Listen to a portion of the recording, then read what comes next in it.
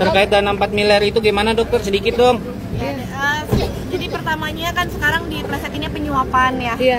Sedangkan tidak mungkin kita melakukan hal tersebut kalau misalkan tidak ada sebabnya. Kita melihat bahwa mengapa di Indonesia ini adanya pengusaha produk skincare ini kok seperti kebal hukum. Kami mencurigai mungkinkah adanya backup sehingga mereka bisa 86 dan selesai di tempat. Nah itu yang kita curigai. Adalah adanya penggunaan jarum dalam produk. Padahal harusnya sebagai dokter ia paham bahwa hal tersebut tidak diperbolehkan. Aplikasi Micronado itu tidak bisa sembarang orang menggunakannya. Harus adanya dokter yang mengawasi terhadap pengaplikasian Micronado tersebut, dari pengaplikasiannya yang dianggap pelanggaran. Ini si dokter Glad ini ya, dokter tapi nggak pernah tahu kliniknya di mana gitu. Gue nggak pernah tahu kalau misalnya gue tuh sering ke dokter kecantikan, tapi jelas gitu. Ini tuh dokter apa? Dokter Mercury atau gimana? Gue penasaran deh. Lu nggak ngerasa bersalah ya dengan ngejual skincare yang overpriced dengan ribuan wanita, ataupun ada cowok-cowok juga nggak sih yang pakai skincare dia yang busuk itu? Mending lu perbaiki dulu deh muka lu. Ya nggak usah keputihan kayak bawang putih ya, ataupun kayak ini apa sih, made hidup sama mata lo. Gimana sih matanya? Gitu matanya. Kan pernah saya sampaikan, kenapa sampai mau menyerahkan uang itu kepada Nikita Mirzani? Berarti ada sesuatu yang nggak beres. Kalau memang skincare-nya itu benar, kenapa harus menyuap orang? Kenapa harus berikan uang nggak tanggung-tanggung? Untuk apa ini? Kalau memang betul-betul dia legal, terdaftar di BPOM, sudah diverifikasi, sudah disurvei, dan hasilnya juga sudah memenuhi standar, tidak mengandung zat kimia, tidak mengandung merkuri, tidak mengandung zat berbahaya, ya kenapa harus takut? Tapi faktanya kan dilakukan. Menurut hemat saya, dua-dua tuh harus diperiksa. Banyak banget yang nanya sama saya, kenapa siapa Reza Gladysnya nggak ikutan ditangkap? Jadi gini ya guys, saya kasih tahu sama kalian semua supaya kalian paham. Saya pun juga dapat informasi dari orang-orang yang paham tentang hal ini, oke? Jadi permasalahannya ini dua kasus yang berbeda guys. Jadi kalau misalkan Dr. Gladys itu ditangkap, itu yang melaporkan harus BPOM. Dan orang-orang atau masyarakat yang terkena imbasnya akibat krim abal-abalnya itu gitu loh.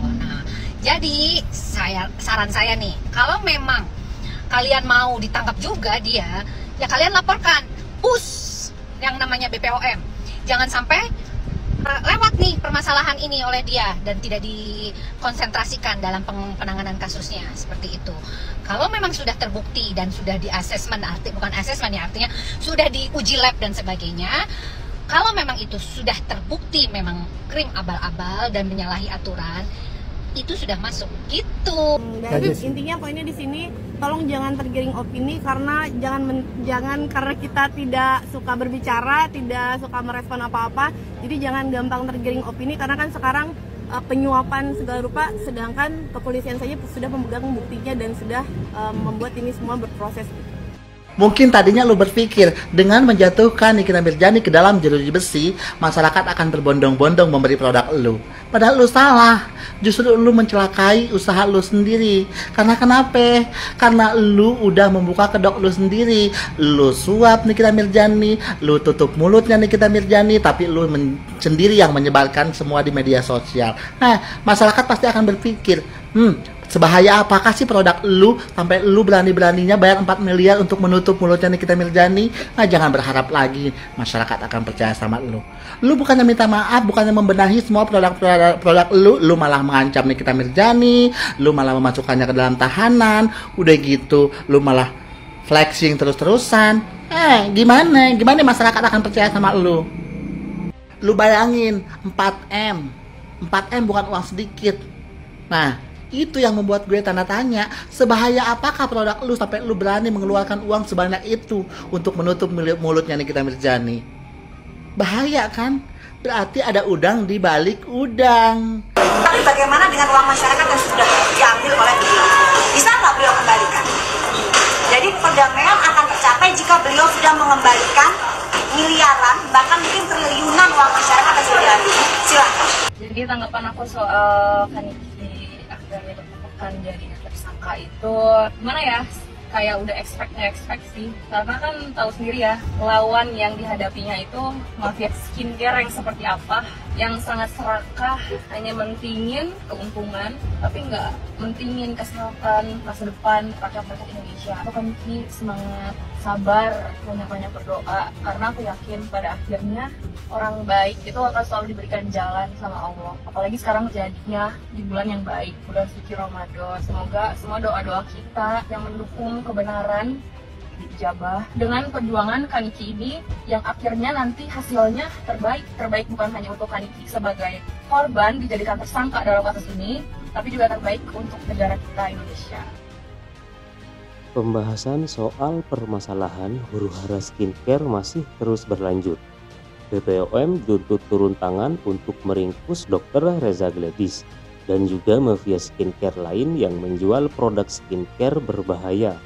Apalagi Nikita Mirzani sudah belak-belakan mengungkap bahwa Reza Gladys menjual produk skincare berbentuk jarum suntik yang sudah jelas-jelas berbahaya.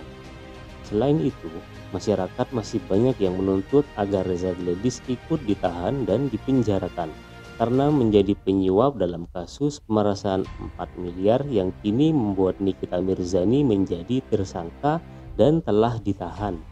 Meski Nikita Mirzani ditetapkan sebagai tersangka, tetapi banyak netizen yang berpihak kepada Nikmir karena sikap Nikmir yang berani secara lantang membongkar mafia skincare yang menjual skincare dengan bahan berbahaya.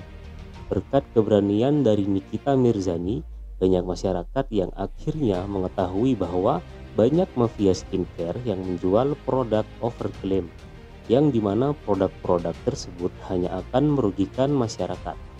Adapun produk kecantikan milik Gladys yang dipermasalahkan Nikita karena tidak seharusnya dijual secara bebas di e-commerce, yakni produk perawatan kulit dengan jarum suntik alias harus diinjeksi.